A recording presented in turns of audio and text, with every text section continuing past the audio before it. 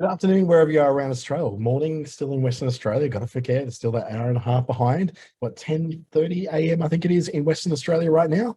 My name's Dante St. James, and I'm going to be taking you through this walk through a creative strategy approach to doing what you do on social media. Less about, I guess, what to post and when to post it. This is a bit more about the approach you take with the kind of posts you're going to make. It's going to go a bit beyond just simply knowing that Facebook is good for this and Instagram's good for that, and other systems you're going to use are good for something as well. This goes a little bit more into looking how you approach the creativity of what you're doing and how to test against different options and what some of the things you should be taking notice of when it comes to working with, I don't know, Facebook, Instagram, WhatsApp, TikTok, any of those social media properties that you want to really be operating in. This is to give you a good background in what you really need to consider. So let's share that screen and get on underway. So first up, this is brought to you by Business Station and the Digital Solutions Program from the Australian Government. It will be recorded. It's being recorded right now, and it's going to be placed on YouTube. These materials are brought to you from the Meta Blueprint, of which I am a certified trainer, and so I'm allowed to produce these. But what we're really onto really is the ability for you to watch this later on. So I'll be recording this. It'll be going into both my own YouTube channel under my name, as well as the Business Station YouTube channel. Probably a little bit sooner when I can get to it. I think over the weekend I'll get to put mine up, but Business Station's usually really on top of these and get them on within a couple of hours. What we're also looking at, I guess, is what you're going to get out of it. Excuse me, a bit croaky. Thank you. So we're going to look at choosing an objective. We really want to get an idea of how you choose what you want the outcome to be. So whether you want that outcome to be around, people seeing more of you, people recognizing your brand more often, people taking actions like, oh, maybe getting a sale, or maybe you getting to be able to get a lead, someone filling out a lead form. We'll look at the world of the mobile phone and creating for that. We'll look at the formats and the placements that you've got to consider and why you may choose one over the other. That'll make sense, pretty sure. And following the rules. We've all heard the horror stories of people getting ads accounts taken down, or they're being put in Facebook jail for 72 hours, that sort of thing. There's usually reasons why this happens. So I'll be going through some what those are and some of the ones specifically that you as a business owner probably should be a little bit more aware of. And then we'll look at following the effectiveness path. So knowing how to make what you're doing more effective by doing more effective testing and iterating of how you're putting together those things so that you can double down on the things that you do well and kind of avoid the things that aren't happening quite so well. So let's start off with a bit of me. I am a certified creative strategy professional, marketing science professional, media planning professional, blah, blah, blah, blah, blah, blah, blah, all about working with Meta and Facebook Australia.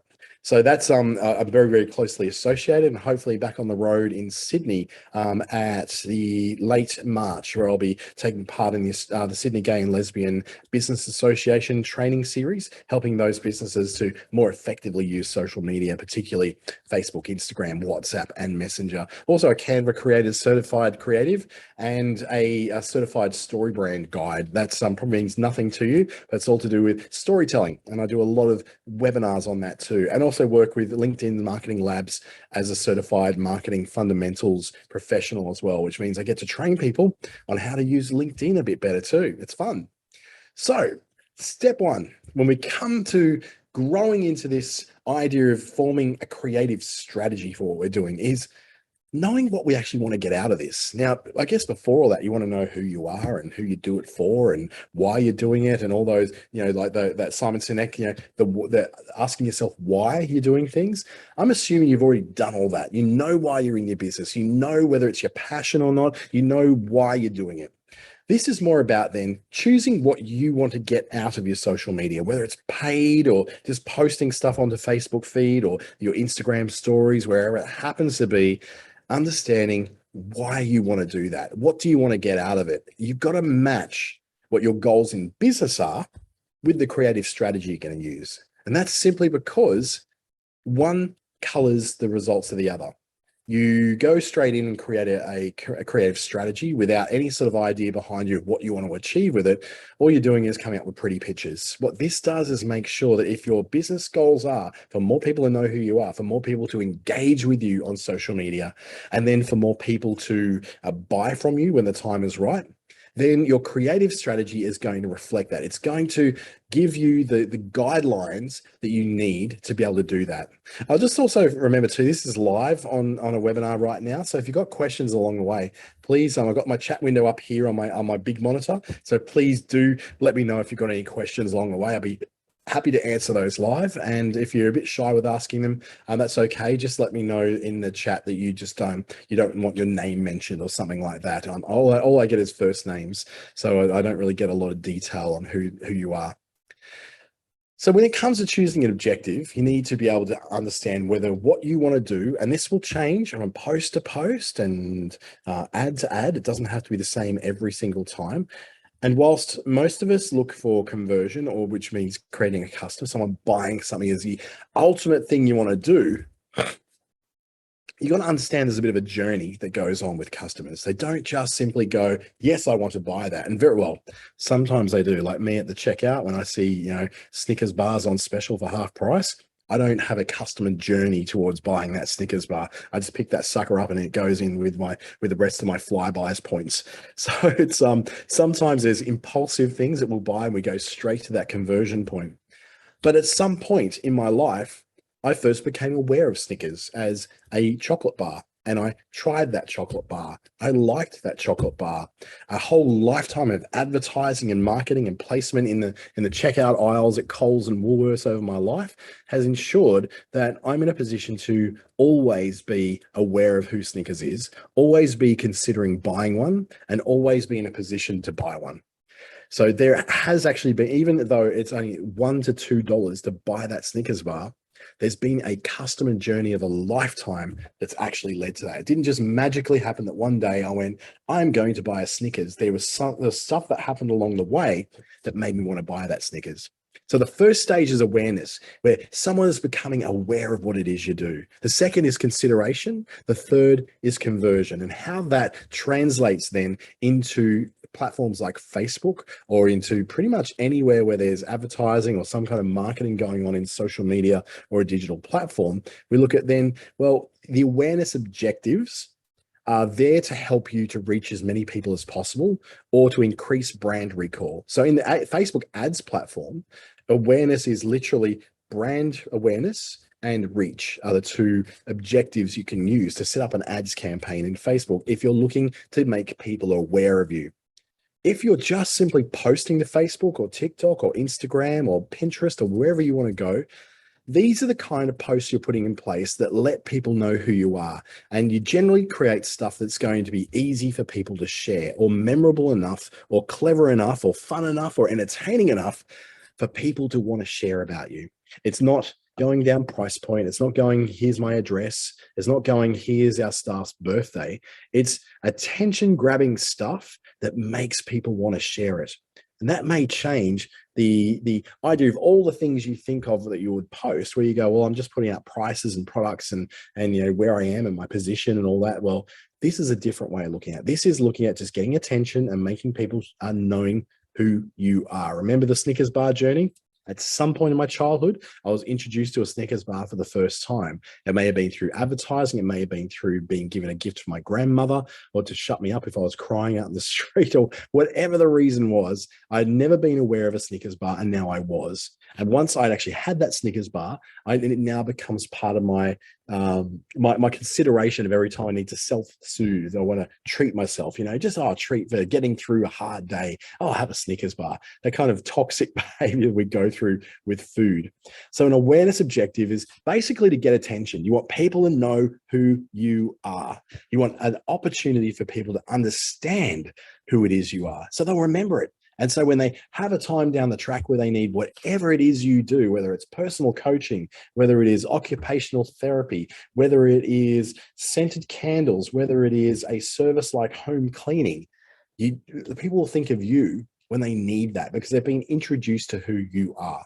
So that's what we would go at the beginning of the customer journey towards you. The middle of the customer journey is consideration. And this is where they know who you are. They know what you do. They're aware of it. They just need a bit of a reminder because they're now shopping around for the options in what you do. So using the example of a home cleaner, that home cleaner could be in a position where they are up against 50 other home cleaners in that particular part of the city that they live in. So they know that they need to do a lot of work to get people aware of who they are. That could be television, radio, Facebook ads, YouTube. It could be going to networking events and all that. That's the previous stuff. That's awareness. Now we get to the consideration. This is where we start to educate people a bit more about what we do. So the creative decisions we're going to make are within the framework then of educating people more about why they should choose you. So it might not be just because you're cheaper. It may not be because you cover all hours or work 24 hours or cover every suburb or all those other cliches like we're the best in the business and we care. Our focus is on customer service. Every business's focus should be on customer service. Good service is an expectation, not a feature. So the consideration objectives you would have then in something like the Facebook ads platform would be things that allow people to click through to things like your website. So that's a website traffic objective, to engage with your post, which is called engagement. There could be to download your app if you have an app for whatever reason, or to watch your videos. They've got one called video views, and video views are really important because they allow you to work with the idea that you've got as many people as possible to view a video. So that's one of my favorite objectives in here, is to produce a video that educates people and gets out to as many people as I possibly can to educate them on the reasons why they would choose my service over one of my competitors. So it could be a very similar thing for you. The idea is to inform and educate beyond what they already know about you. So what they already know about you is you're a home cleaner or you're an occupational therapist. Now you've got the opportunity to revisit them again, either through an ad or through another post that may reach them on social media, to educate them on why they choose you, what's specific about you that they want to choose you. And it could be your personality. It could be because you've got a big smile and they feel comfortable with you. Or it could just simply be because you're the closest one to them. Whatever those reasons that's comfortable to you, all your creative decisions you're going to make, what kind of video, what kind of colors, what kind of tone of voice you're going to use, are going to be colored by the fact that you're now in that consideration zone. So then when we finally move on to the conversion zone, we know that people know who you are. They've got all the reasons in the world of why to choose you, but now they're kind of on the edge of their seat, ready to make that decision. Now, in the ads platform, that will be delivered through a store visit ad that encourages people to visit your store, or it could be a conversion ad that's designed to lead them to an online location where they'll either make an inquiry, make a booking with you, download something you want them to download, or in many cases to get to your website and buy something that they can buy and pay for right then and there. The conversion objective gets people at the point where they're going to make that decision. They've made the decision that they want to choose either you or someone else. So they're still considering between the two, but you can deliver something when they visit your website or visit your social media properties that gives them the reason to take the plunge over. Now, of course, you cannot know from day to day who is at what part of that journey. How would you know? You don't know. You can't follow people around the streets to know that they're in that position where they're shopping around in different places in your suburb. You also don't have the power to be able to get in their heads to understand where they are. But this is where you then have a strategy that would make sure that in your social media posts, you always have something that's pointing to people who are not aware of who you are. You always have something that is pointing to those who are making decisions based upon what they find out about you and your competitors. And then finally, there's something which gives them a reason to take the plunge and jump in and deal with you right now. And that is kind of what we call a sales funnel. The sales funnel starts off at the top in awareness, where people don't really know who you are. And there's a lot of them, and you can put an ad out or some kind of post that's designed for the broadest amount of people as possible. Or that post then could be a consideration post, which is designed for people who already know who you are, but to give them some reasons to consider you. And then finally, those who know who you are, know what you do, and you're in their consideration, they're already considering you. Now, you give them the reason to take that final push and take that leap of faith and work with you instead of your competitor. Now, all three of those can be present in your social media properties, let's say a Facebook page, by simply being there. So on Monday, you might have done an awareness post. On Wednesday, you did a consideration post. On Friday, you've done a conversion post. And then maybe Sunday, you do another awareness. Tuesday, when you might have a bit of a pattern that you go by, but you always make sure that post number 1 is geared towards people who don't know you. Post number 2 is geared towards people who do know you, but would like to have more information. Post number 3 is then about a reason for them to buy from you. So how does that look in a social media environment? Where do we sort of understand how that works? It's simply because not everyone's going to see a post. We get that with Facebook and Instagram. It's not just because you put it out there that everyone's going to see it. They're not. But there's a little concept I call social proof. And social proof is where I recommend to my friend Josh that he should go and buy this product from this person. Josh isn't just going to take my recommendation and just go, yeah, because you said it, I'll do it. Josh is going to do a little bit of research. He's going to go to your Facebook page, your website, look at you on Google and sort of scope you out and see if you are really for him. And he gets there and he sees that you haven't posted for 6 months or since 2016 in some cases. He's like, oh, this doesn't really look like the kind of business I want to work with. And then the whole journey towards you by Josh, despite my best recommendation I could have given, was stopped because you've given him no reason to trust you. So where do we go from there? How do we then provide that reason for him to trust you? Well, it's simple, 3 posts a week. And those posts can be repeated every few weeks if you like. You don't have to come up with new stuff all the time because you're not trying to show off. You're not trying to go viral. You're just trying to be reassuring. So you show someone who is referred to you by other means, by television ads, radio ads, flyers in the mailbox, by someone linking you in a local buy, sell and swap or community helper group who links to your page, and they see that there's something there. And they don't have to go far down the page before they see something that relates to where they're at. So the chances are 1 in 3 that the first post they're going to see is going to be relevant to where they're at, either at the awareness or the consideration or the conversion zone of where they're at with on their journey to you. So the idea is that no one just goes to the page, simply looks at it and gets out. They look at it, they swipe down a bit, and they'll go through 3 to 6 different posts to look for the thing that really reaches out to them. Depending on where they are, awareness, consideration, or conversion, within that flick, they're going to see all 3 of those stages. The chances are they're going to see the stage they're at with you. And that message you'll have in there, and the creative, the photo, the graphic, the video, whatever you're using, the colors even, are going to call to them.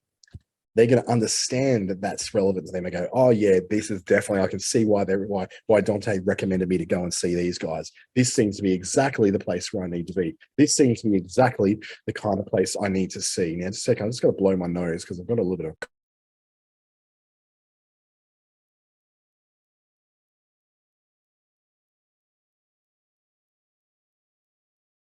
my apologies for that.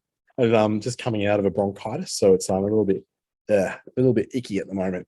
So with all that, understanding that you don't have to be a slave to having to go viral. You don't have to be a slave to creating the most wonderful creative stuff ever. You don't have to pump out 1,000 stories a day to promote who you are. You could probably go with 3 posts a week just to show that you're still alive and kicking. Or 1 post a week done over 3 posts could do the same thing. As long as when people land on your site, on your Facebook page, they can see that you've been doing stuff. You're alive and well. You're kicking. You're doing your thing, and you're active. That's very reassuring for someone, because we often go to Google, like I did today, for a cafe that I was having a meeting with just before this particular webinar. I looked up this cafe that I know quite well. I looked up on Google to see if they were open, and they were open. Great. Okay, so I went to the cafe, and of course they were closed. And the sign on the door, even their trading hours, says that they should be open. So if I had have gone to Facebook to look that up, I might have seen an update. Oh, sorry, we've got a problem today. We can't open because of a lack of staff or whatever reason. But suffice to say, I will never trust that cafe again. They've burnt me once. I was supposed to have a meeting there, and a really important meeting. And so when that person showed up to have a meeting with me, I said, oh, sorry, this is closed. And you probably think the thought they're having is, wouldn't you have checked that before you came here, mate? And of course I did. I checked in all the places possible. I'll never trust them again. And if I go to their their social media now. There's nothing in their social media for the last 3 months. So I don't even know whether they're even still open or not. The idea is that they have broken the social proof cycle. They had nothing in there that talks about, the awareness of that cafe. They have nothing in there about why I should consider going to them to get a meal or to get a coffee. And they had certainly no way for me to have some kind of conversion with them, simply because, well, they weren't even open for me to buy something from. So that social proof becomes incredibly valuable because we simply don't trust Google much anymore. We simply don't trust what a friend has told us that you should go there. I went on a friend's recommendation, go to that place because it's great and it's always open. And I went and checked it. Oh yeah, they've got great opening hours. They're open pretty much all day right into the night. No, not today they weren't. Depending on where someone is at in their journey to you, your objectives may change. So if you're doing that 3 posts a week thing, where you've always got at least 3 posts at the top of your feed in your page, or the 3 posts in your Instagram that are all across the top row there and they're recent, you don't have to worry too much about where someone's at in their journey to you, because those first 3 things, one of those is going to relate directly to where they are. But let's just say you're doing an ad campaign. And your ad campaign may be that you just need more people to know that you exist. That's the big problem with small businesses half the time. We just need people to know who we are, and then maybe they'll come to us. Well, your objectives then won't be then on a conversion. You're not trying to sell something on there. You're just trying to get people to know who you are so they can look for you. And that's the way most people do it. Get recommended something, they see an ad on TV, and then they go and Google that up to see where it is. And they go, oh, okay, there it is. And they forget about it for a while, until the time when they need to buy a pineapple shirt. And then they want to buy that pineapple shirt. They'll look, oh, where's that place that was on the TV the other day? Pineappleshirts.com. Great. And then they go straight there and they look at pineappleshirts.com and they get the site, and then they know how to buy from you. So you wouldn't have a conversion ad or maybe a video views ad necessarily if you just wanted people to know who you are. So the flavor, the creative approach you're going to take are all going to be very different. Hard selling at the point of awareness is a really bad move to make, because it's very aggressive and it assumes that someone that you even have the right to ask someone to buy them when they don't even know you. They certainly haven't had a chance to like you, and they do not trust you yet, not yet. But as they get to the consideration stage, they now know you. They might even like you. They don't know if they trust you yet. They're still trying to work out whether they know all they need to know about you before they can go, oh yeah, I kind of trust this now. Look at those reviews. So depending on where the customer is at and how you want to reach them, then your objectives and the creative decisions you're going to make are going to change along the way. So first of all, you need to pick out in any sort of campaign, any sort of post. So it could be an ads campaign, it could be a post, it could be a blog, it could be a blog article on your website. You want to identify whether the goal for this particular post, this blog, this ad is whether you want to get known, whether you want to be considered more deeply about whether they're going to choose you, or whether you want them to buy from you then and now. Because this is going to color everything. This is going to make your decision about everything from colors, if you know sort of the theories behind color therapy and color in marketing, and why McDonald's uses red and yellow, and why Kentucky Fried Chicken also uses red, and why Red Rooster is also red, apart from the name being Red Rooster, literally, and why Hungry Jack's uses red. There's a psychology to those colors that causes people to stop and consider straight away whether they want to shop with that. It's like a danger color in nature for us. Red, redback spiders, red belly black snakes, all that sort of thing. Red is usually in nature a danger color. So we look at, okay, are people then going to be looking at us to just get know us? Do we want people to consider buying from us because we assume they already know who we are because we've been around for 30 years? Or do I need them to buy something from me right away?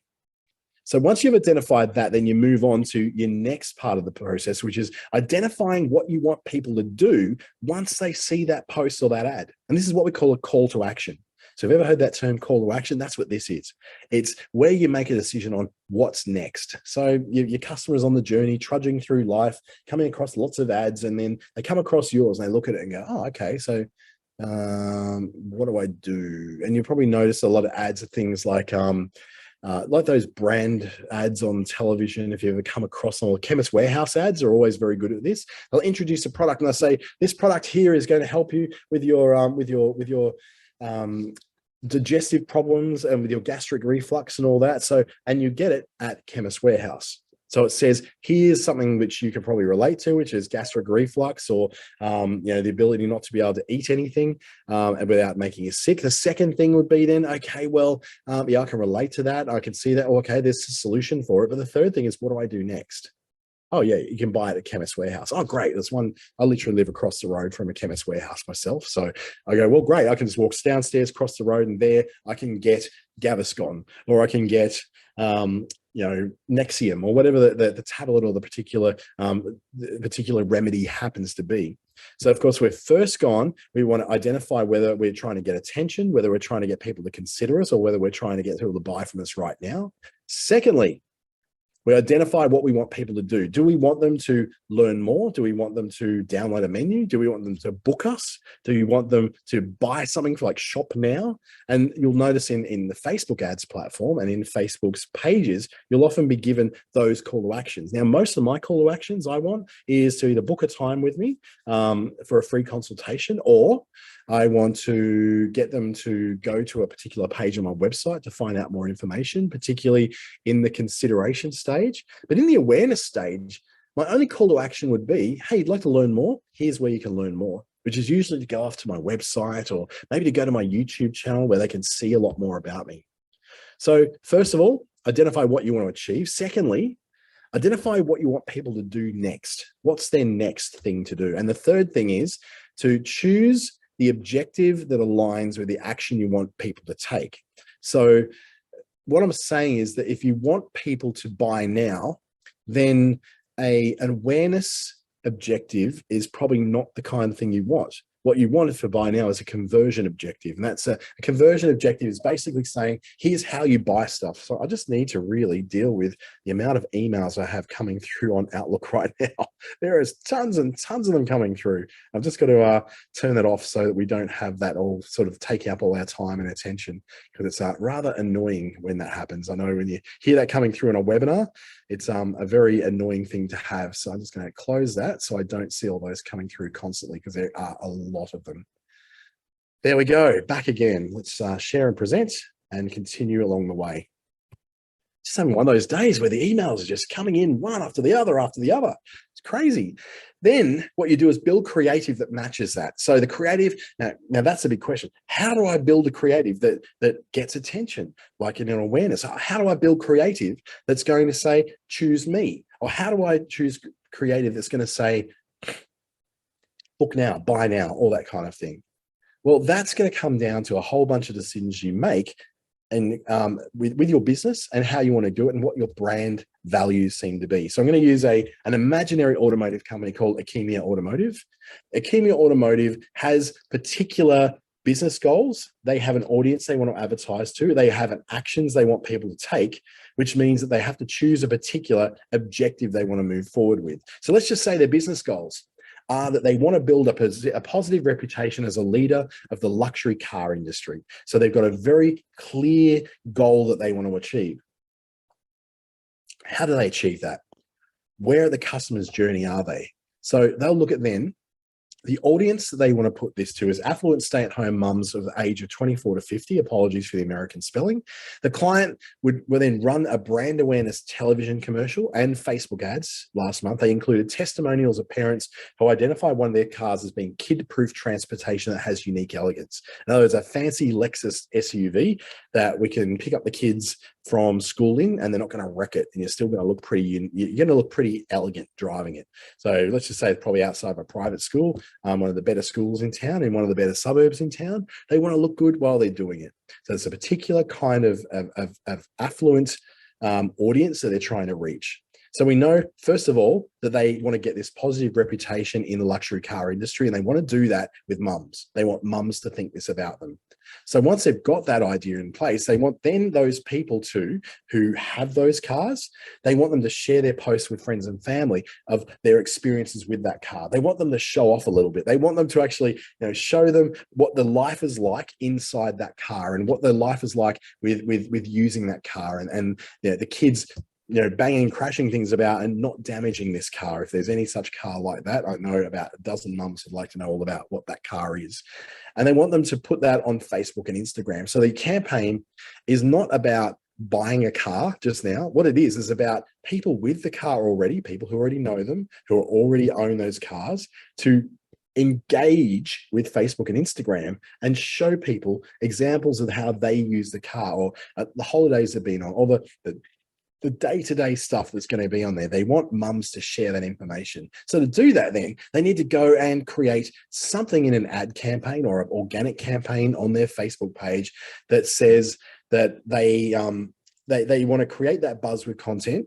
And then we would say that they probably need to choose the objective engagement. Now, the reason for engagement is, if they're running an ad, for instance, on Facebook, is that that's exactly what they're looking for. If they're looking for people to post images and videos on their page and share those with the company, so they can use that as a way to say, oh, these are testimonials. So to create that buzz, they need lots of people sharing stuff, and that could be done via sharing a hashtag. It could be the hashtag of the company's name. It could be a hashtag of a campaign. Kid-proof car could be a hashtag kid-proof car, could be what they use to bring all that together. So the creative they're using in there is kind of generating from other people. They're not making these ads at all. They're getting people to do it for them. Share your experiences, share your car, share your outings, share your day-to-day, share your holidays and your special moments with our car, because you've made a big decision to buy a big expensive SUV. So we want to make sure that, well, you can show why you made that decision, and it's going to be shared with all your family and friends. They're going to think it's great, and it's going to be great for our brand as well. And when you post it, it's going to generate people commenting on it. And when people comment on it, then everyone in their network is going to see that as well. Great campaign. That may be something that you might want to do. If you sell a physical product that people can pick up and touch and hold, and they can pick up this glasses case and show it off as a great glasses case, then that might be the kind of thing that you would do. There's many other ways, though. It's not the only way. You might have something you just want people to be aware of who you are. You may want people to just quickly go and buy that thing because you know darn well they know who you are, and they've plenty of followers and plenty of engagement, and you just want to buy your stuff at your website. So then the creative decisions you make on that will be different to what they had. They had creative they didn't even need to create. They basically just encourage people to share their stuff, which created the creative for them. In your case, you may have to make yours. And when we do start to make our own, we've got to consider that, well, 3 billion people across Facebook, Instagram, and WhatsApp pretty much always on their mobile phones. There was a time when Facebook didn't work on a mobile phone. There was a time when Instagram didn't work on a desktop. These days it works on everything. And 3 billion people are now marching around this planet, playing around with their phones. They're using Facebook, Instagram, TikTok, Pinterest, Tinder. They're swiping left and swiping right, interacting with their phones. So we have to make sure that anything we create these days, and this is part of your strategy, is to make sure it works for mobile first. It's not going to work on a canvas that's going to be wide like on a YouTube channel. It needs to work in something like a square or the full mobile size that needs to be quick and easy to consume. It should take no thought whatsoever. Consider that you are marketing to a 5-year-old and their level of comprehension and attention. So that gives you an idea of how quickly you need to get to the point, how quickly you need to get attention, how quickly you need to be able to maintain that interaction with someone. So you only do that as long as it's quick for it to load, quick for it to understand, and very, very easy to consume or act on. And to do that, it has to get their attention in the first place. So it needs to be immediately relevant to them. It cannot be something which you're posting to mums between 25 and 35, and then it's all about blokes and beards and beer. That's not going to work. It's not going to attract their attention, because that's not what by far the majority of mums between 25 and 35 are really interested in. So you've got to make sure that when they see it, it's relevant to the person you're trying to get to. And then third, that it's going to be then further tailored to what their interests are, what their habits are, how they live their life. That's part of the relevance. You don't just get relevant by making it a pink background because you're trying to go for women. That's not enough these days, because I've got a pink shirt that I wear constantly, and I love the color pink. And one of my brand colors is pink. Pink and purple and navy blue are my brand colors. But am I necessarily going to react to something that's pink in the feed? Maybe not. In fact, I probably would, because it would get my attention, because so few things in my feed, in ads and posts and all that, ever have pink as a major color in them, because people assume because I'm a guy that I'm not going to respond to that. The problem is that everybody is trying to get to me with black and white and gray on their feeds and thinking like, oh, why isn't it working? Well, maybe have a look at what everybody else is doing and do the opposite. So swap it around, do some navy blue for women, do some hot pink for guys and get their attention. But then not just their attention in the color, you need to produce something that makes sense to them, that actually has some relevance to their life. So if we're doing that, we've got to have a bit of a realistic view of what's in our feeds today. In our feeds are posts from friends and family, and there's lots of posts and ads from business as well. So in the middle of all that, we need to get attention, because there's not really a great deal. Now, most people are not really scrolling through going, oh, that's an ad, that's an ad, that's an ad, even though it can say sponsored. It's still really content. As you go down the feed in Facebook or Instagram, you can see it's just content, whether it's paid for or not. So at some stage, the posts from friends and family and the posts from ads from businesses kind of meld in, and they all look the same. It all looks like the same stuff. It all comes from like a same kind of, everyone's reading from the same playbook in Canva when they're doing these things together. So we need to find that happy medium between posts from friends and family and posts from ads and business, and then blow that out of the water and create something that grabs attention. Some of the stuff I love is the ads that are being made with characters, with furry costumes, like a panda bear that's walking across the road, introducing people to digital marketing as a service. Or it could be the Bundy bear doing some stuff for Bundaberg rum, although advertising alcohol is probably not the greatest thing to do on something like Facebook or Instagram. But those things grab attention. They get your attention. A puff of Holy Festival powder with colors gets attention. Explosions, swirls, movement, video primarily gets attention, and that's where it all starts. How do you stand out? The number one way of standing out is simply by using video. I say simply, video posts and ads tend to get attention way better than static images do. Now, that particular shot that Coke used for their summer trip campaign, and I'm just going to click on that again and play it, that is something you could do. You could actually have someone drinking out of that in front of a video, unveiling a message really, really easily. It doesn't have to be Coke. It could be milk. It could be chocolate milk. It could be hot chocolate. Anything that's in a clear glass could so easily be done. And that movement immediately draws attention. Also, it makes me thirsty. So I'm going to pick up my Pepsi. Sorry, Coke, Pepsi Max. And take a sip of it, because it immediately made me a bit thirsty. It almost made, oh, okay, yeah. Monkey see, monkey do. I see something like that, it makes me thirsty. And I think of it like my lack of ice in my drink is making me feel like my drink is like 48 degrees Celsius rather than, at 1 degree Celsius that it would be with all that lovely ice in it. Video posts definitely perform way better than static images do. A static image or even a collection of images don't get that same kind of attention on the feed as a video does. Does it mean you need to make a lot of video? These days, you kind of have to start considering it. You have to start to consider movement. You have to start to consider what's in your environment that's interesting to have movement. Sometimes the most important creative decision you'll make on movement is putting yourself in the picture, making you the person who's moving, walking around, making decisions. I had a great tip from a guy called Harrison Cantel, who's a guy I follow on LinkedIn. And he's a video maker. He works in a lot of videos for social media over in the UK. And he said, if you want to get movement, you want to get some attention in the feed, but you're really nervous about like talking to camera, pick up a whole bunch of your belongings in a hallway and just scatter them down the hallway randomly. Just throw them down the hallway. So what you're going to do, you're going to walk down that hallway and constantly have to be looking down to not trip over, but keep talking. And he said, what it does, it takes all the attention away from you being nervous about what you're saying. And your mind is too busy trying to work out that you're not tripping over things. And you're doing interesting things like stumbling, and it's entertaining for someone to watch you do that. Even you might swear a little bit along the way. Oh, ew. As you nearly trip over something, it adds a little bit of entertainment. And because you're not thinking about every word you're saying, it's flowing naturally and it's entertaining and your natural personality comes out. That's a fantastic way to get more comfortable with video. When it comes from video, Then we go to things called carousels, and carousels are really great because they allow you to create a bit of a story like this one. So for a Tesco food in the UK, we're looking at a food abacus. So I call it more like a kebabicus maybe. So you got eggplant down at the beginning, then you got different kinds of capsicum moving up to the corn, and then onto the top of it, which is zucchini and mushrooms at the very, very end. It creates a really engaging thing that makes you want to swipe through the next bit, swipe through the next bit, swipe through the next bit.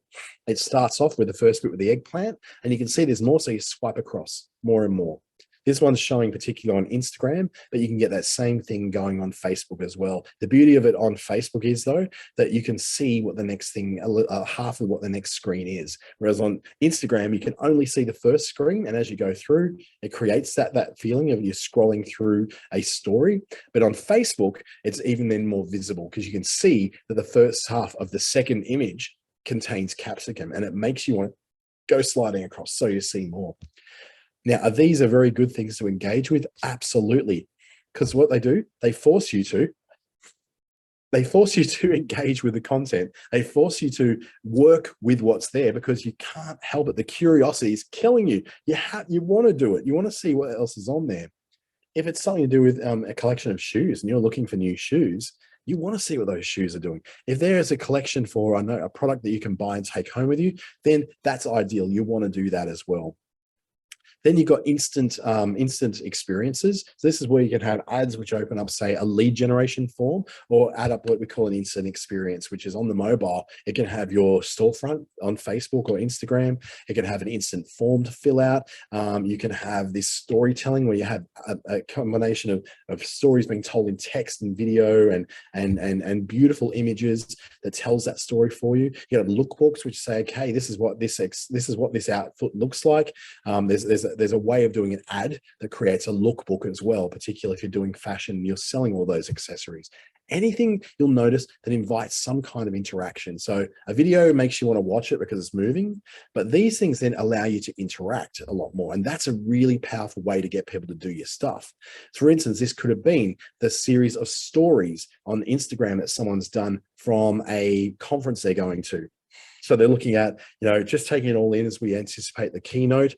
Here's our fearless leader who always has a great shoe. Here we are engaging with people. Here's the appreciation at the end, giving them flowers at the end. So you're going through a journey. And stories are essentially that. They're telling a story at the beginning before the keynote. Here's the person going up in their great shoes. Third one is, here's the engagement happening with the presentation. And finally, we get to the very end of it. Now, that could be your day. Going to the office, arriving in the office, doing my work, and then all done for the day, let's go. Now, is that interesting to people? I'll tell you now that over the last year and a half, I've stopped looking at the Instagram feed because it's so boring. It's so full of people just showing off the highlight reel of their life. I call it all the best parts, all the sexiest parts, all the parts that make them look fancy. But in the stories, you see so many more journeys through people's day. And I find that fascinating. And before I know it, I'm becoming very engaged with whatever it is they're doing, their course they're selling, their services they're selling, or the product they're selling, not because they're putting it in front of my face and going, buy my Pepsi Max. They're going, no, learn a bit about me, learn a bit more about what I'm doing. So the creative decision you're making there is to go, I am going to be a storyteller. And being a storyteller means carrying that into your day. Now, I'm bad at stories. I keep forgetting to do them. But when I do them, oh my God, I get the greatest interaction. Far more people engaging with stories than what they do with me on Facebook's feed or Instagram's feed. The stories definitely outperform, and you'll start to see much more story content starting to make it into the feed as well, as it becomes the primary way that people interact. Because you've got to think about it, that interaction part of it, it's really important to offer some method of interaction, because on mobile, we doom scroll. They call it doom scrolling.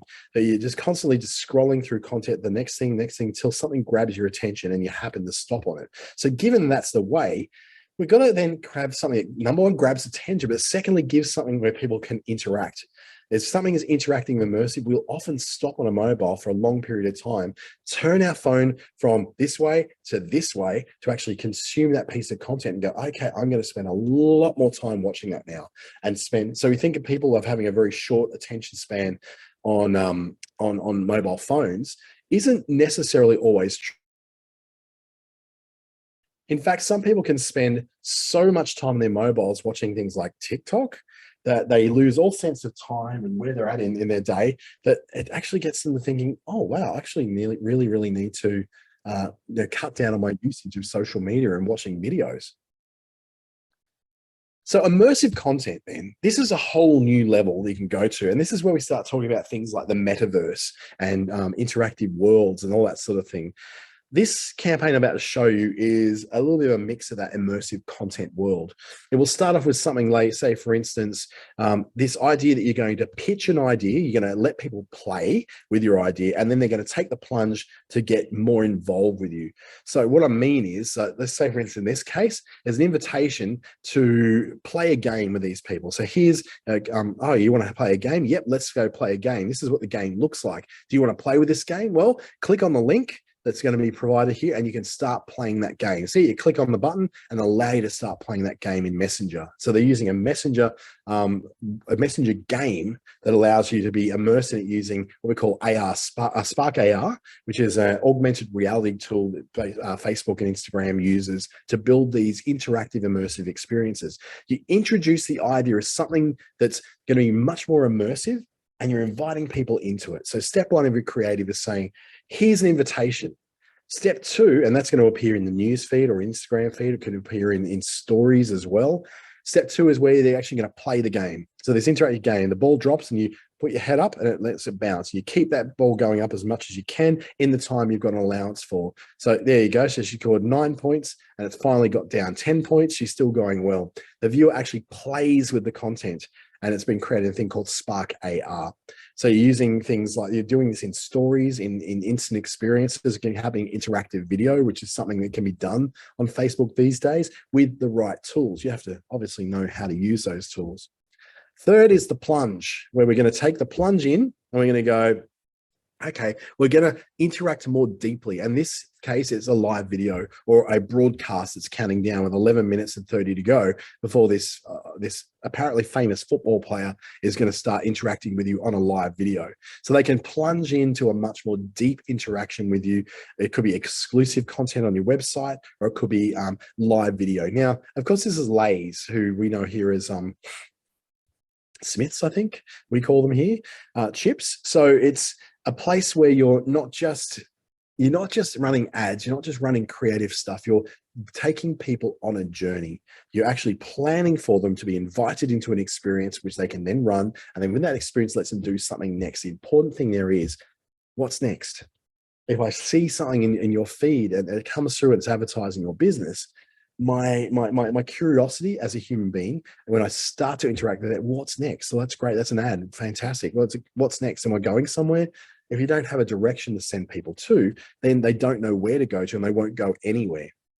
So to understand how these all place and where you're going to put stuff on social media, and I put, TikTok is pretty much the same as stories in Instagram or Facebook. They're pretty much the same kind of thing. Short format video that's sort of entertaining, very, very short, sharp, and to the point.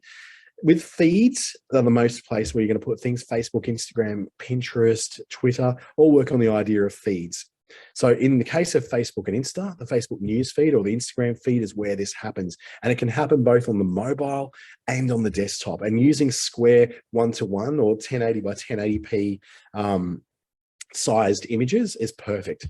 Even better is if you're working for mobile first, you do that in a 4:5 ratio, which is, it's basically like the TV turned on its side. So your laptop that you're watching this on right now, turn it over on its side, and that's the dimensions you're working with. And it works on both mobile and desktop, and it works really great with things like images, videos, and slideshows. So when you're choosing your creative, you're choosing for feeds, these are the decisions you need to make.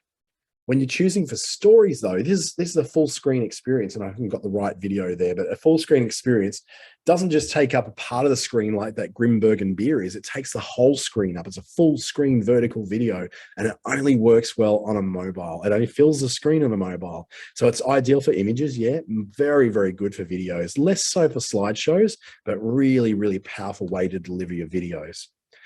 Let's look at the rules and the best practices quickly, because I know we're running out of time. There's two areas we need to look at, which is community standards and ads policies, and they will guide you on what the best practice is for working with Facebook and Instagram when it comes especially to the kinds of content you can and cannot have.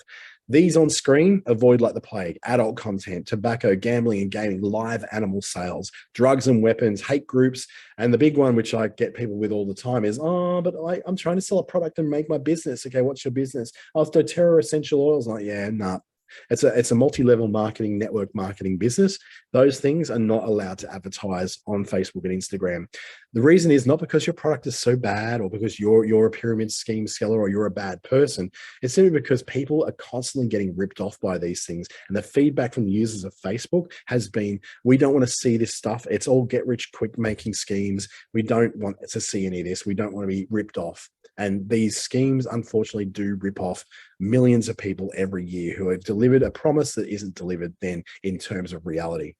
Most of your platforms consider not just what you've got on Facebook, but also where you're sending people to, particularly when it comes to running ads on Facebook. They scan not only your ad for what's appropriate and what's not, they also go to your landing page, your website, and scan that as well. If they find things that like hate speech or it's a bait and switch that isn't right for what you've been advertising, you will be banned. It's something that happens rather quickly.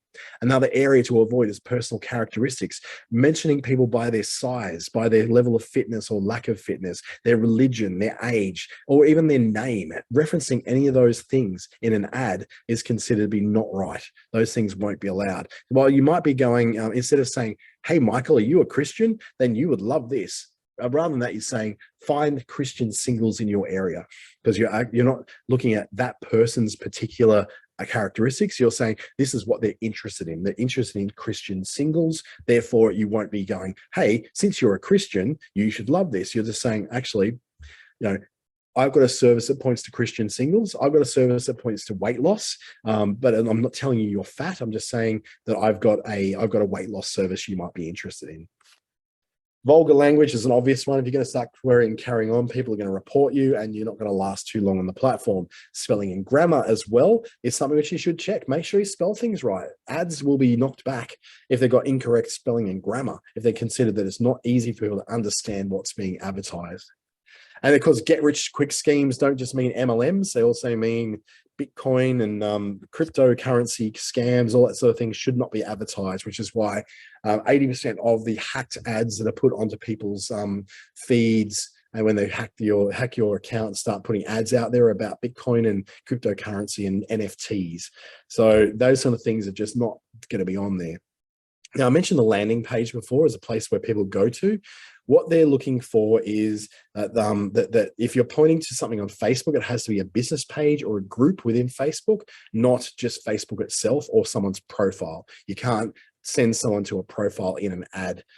What you can do, though, is make sure that you have not country restricted. So if you're putting an ad out to people in America, Canada, the UK, and New Zealand and Australia, but people in Canada can't access your page because you country blocked it, your ad will be not allowed to go through. You want to make sure all browsers can see this ad. If it's going to be appearing on desktops and mobiles, then it needs to be able to be viewable on desktops and mobiles. It's not going to be flagged by security trust services, which they rate whether your site is full of malware or dishonest material. And of course, no prohibited products and services like all the adult stuff, weapons, all the stuff we talked about before. Now, when it comes to effectiveness, this is a place where you want to be able to very easily measure whether what you're doing is right. And testing is going to save you a whole lot of time and money. By testing, I mean, I think called A/B testing, where you're looking at the difference between, say, colors. So it might be a red button or a green button. It could be a pink background or a blue background. It might be a different image. So you're running two things side by side, particularly useful in the ads platform. You can run two ads that do exactly the same stuff, go to the same place, sell the same thing, but have a different image in them or a different color or a different font, or they go to a different landing page. And then you measure which one of those one that's operating the best. And then you go, okay, cool, that's the best one. That's the one I'm going to run with. You can also do A/B testing between different audiences, different locations, different interests, ages, genders, all that sort of stuff. The idea is then you'll double down on the things that work best for you, that you creatively put together, and then just stop doing the things that aren't working. It's a really easy thing to do. Ads platform allows you to do it. You can even do this in, say, this Monday, you do something with a pink background. Next Monday in your post that you're putting out to Facebook, you're doing a blue background, and you look at what one's performing best. Then you repeat that test over and over and over until you find the right combination. Same with what we call a lift test. A lift test is something you do where you go, okay, I'm going to measure what's come through to me of people who have seen my ad against people who haven't seen my ad. And that's called an awareness lift or a brand lift test, where you compare those who have seen the ad compared to people who might probably haven't seen the ad, might have seen a post, or they kind of know about you from other channels, and allows you to then to do things like Citibank in Thailand, who ran a series of ads that they tested. One was with videos, the other one was with images only. And then they tested a third type, which was ads that had both an image, but with some movement and animation. What they found was they had a more than 50% lift of people landing on their landing page and continuing the journey when they used a static image with animation. So they weren't using a video. The end product was a video, but they weren't making a full production video. They were making animations around static photos of people. Same thing happened with Ford Mexico, who videoed things on terrain and then also had other videos in the city. And they found that the video that contained terrain and the city actually performed better, with 62% more landing page views when they showed both of those in the same ad. So what I want you to walk away with today is, before you make any creative decisions, understand what it is you want to achieve. Do you want people to buy? Do you want people to be aware of you? Do you want people to be considering you when they're thinking about buying the next thing that you do? Do you want people, you're going to know who you want to do this with. So you need to know who you're targeting, so you know what they like and what's going to appeal to them. And then once you know what they like, you then test it to make sure they actually do like that, because having a hunch is never enough. Going with gut feel on social media ain't going to work. It's testing. You go with data. And you test and test and test again until you find the right combination. Then you keep testing as well, because people's tastes change and those combinations are going to change. And then always, always stay within the rules. Do you want to start a new business with a guide, or do you want to grow your business with a guide, or do the Facebook stuff with a guide? You can do it through this program with Business Station, the digital solutions program. You get 3 hours of one-to-one with myself or any of the other advisors. And there's another 4 hours you got to work with all the different workshops and webinars. Little secret, you can do as many workshops and webinars you like. There's no limit. And it all just costs you one fee of $44. You can get to that at businessstation.com.au, hit the register button when you get there, and that's how you'll begin to do that. If you want to work with me, put my name down in the list where it says who you'd rather work with. Otherwise, you'll have one of the great people on the system connected through to you. Thank you very much. That's my friend Victoria on the left. We did a webinar together a couple of weeks ago, which was a whole lot of fun. That's me on the right, visiting a friend in Adelaide at Glenelg, I think. I was eating Mexican food that day. It was bloody tasty too. Thank you so much for taking time out of your business today to work on your business. I know it's a hard ask, but the fact that you've done it means that you're already a step ahead of most people in the planet when it comes to building their businesses. So thank you. Have an amazing weekend, and I hope to see you again on the next one of these videos.